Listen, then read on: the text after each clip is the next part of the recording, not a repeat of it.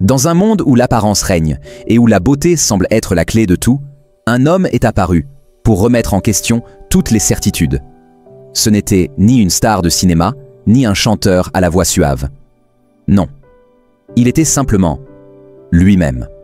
Cet homme est une figure devenue virale et controversée, dont l'existence même a bouleversé des millions de personnes et inspiré la phrase tristement célèbre « Vous n'avez pas besoin d'être beau, il suffit d'avoir de l'argent et ils vous suivront ». Avant les lumières, avant les caméras, avant les millions de vues, il n'y avait qu'un homme. Un homme seul, dans un petit appartement d'une ville grise du Brésil. Mais le monde le connaîtra plus tard sous le pseudonyme percutant et provocateur. Homem de Perdra, l'homme de la perte. Homem de Perdra n'était pas ce que la société appelait beau. Il avait un visage marqué par les années de souffrance, un corps que les standards contemporains auraient jugé peu attractif. On le connaît aujourd'hui sous le nom de Homem de Perdra, littéralement l'homme de la perte, un surnom ironique attribué par les internautes portugais et brésiliens qui ont vu en lui tout sauf ce qu'ils attendaient. La photo qui a bouleversé les réseaux sociaux le montre avec un visage sérieux, voire presque triste, ridé, marqué par la vie, assis torse nu devant la caméra. Derrière lui, une femme, jeune, au teint clair, aux cheveux noirs, est allongée, paisiblement endormie, vêtue d'une robe à fleurs. L'image est brute, authentique. Et surtout, elle soulève une question que beaucoup n'osent de poser à voix haute.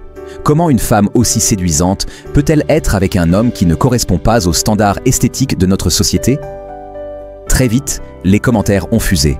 Certains avec méchanceté, d'autres avec humour, beaucoup avec cynisme. Une phrase est revenue encore et encore, devenant virale. « Tu n'as pas besoin d'être beau, il suffit d'avoir de l'argent et elles te suivront. » Mais derrière cette phrase se cache une histoire bien plus complexe. Homem de Perdra n'était pas un millionnaire. En réalité, selon les quelques interviews et vidéos qu'il a publiées, il vivait une vie simple. Pas luxueuse, pas extravagante. Il ne se considérait pas comme un beau selon les standards classiques, mais il ne s'en excusait pas non plus. « Je suis né comme ça, et j'ai appris à vivre avec ce visage que Dieu m'a donné », disait-il avec sincérité dans une vidéo devenue célèbre. Il racontait avoir souffert toute sa vie du regard des autres. Dans les rues, on se retournait sur lui.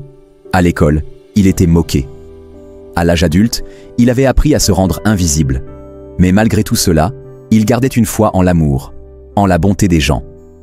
Et c'est dans les moments les plus sombres de sa vie qu'il a rencontré sa femme. Sa femme ne l'a pas choisi pour son apparence, ni pour son compte en banque. Elle était une femme simple, marquée elle aussi par la vie, qui avait connu la solitude, le rejet, l'abandon. Entre eux, il y avait une complicité réelle. Ils riaient ensemble, cuisinaient ensemble, se racontaient leurs douleurs. Ils s'étaient trouvés. Et pourtant, quand leur photo a été postée, dans un moment innocent, capté par la caméra sans prétention, elle est devenue un sujet de moquerie mondiale.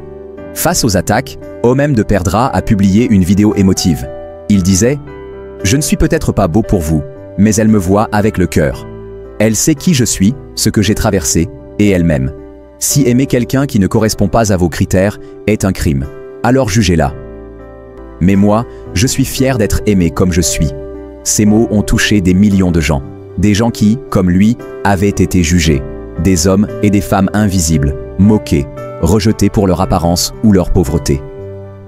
Il est devenu un symbole de résistance à la tyrannie de la beauté parfaite. Malgré les moqueries, les critiques et les jugements, Homem de Perdra a continué de publier. Il a transformé la douleur en force.